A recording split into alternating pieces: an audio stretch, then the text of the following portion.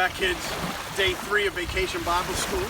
And today, we're going to hear what happened when Jesus went out with his apostles out on a boat onto the Sea of Galilee one day.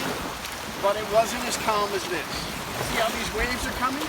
Well, imagine if you're with Jesus in the boat and the apostles are there and they're calming along on the water, nice and easy.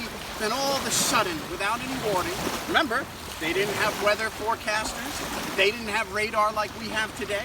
So just imagine all of a sudden the beautiful sun in the sky, all of a sudden it got really dark. And when it really got dark, then the clouds came in. And then as the clouds came in, the thunder and the lightning came. And then all of a sudden, the waves were splashing up so high that they were coming over the sides of the boat, Now Jesus was sleeping in the front of the boat. The other apostles, they had been doing their stuff, fishing, cleaning the boat, doing those types of things. And then all of a sudden, this storm came upon them. And when the storm came upon them, they began to panic. They were filled with fear. They were afraid they were going to drown. So they ran down and they shook Jesus. Wake up, Jesus! Wake up, Jesus! Because there's a bad storm. Well, Jesus kind of groggily woke up. It's a little rocky, he said. And then he said to them, oh my, there's a bad storm, huh? And they're like, yes, we're so afraid. Can you help us? And so Jesus got up and he calmed the storms. And he said, why were you afraid, you of little faith?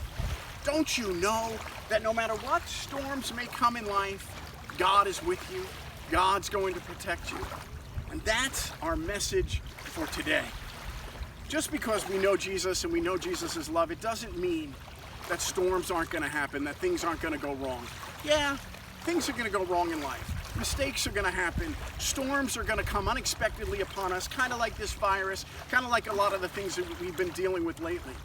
But the promise that God makes to us is that no matter what the storm may be, Jesus calms the storm. So sometimes when you're nervous, sometimes when you're anxious, sometimes when things just don't feel right, you know one of the ways you can find comfort? Prayer. Just closing your eyes, bowing your heads, folding your hands, and talking to Jesus. Because the promise that God gives to us is, every time we talk to him, he hears us, he answers us, and does what is best for us. So don't worry. When storms come, Jesus is there to help you.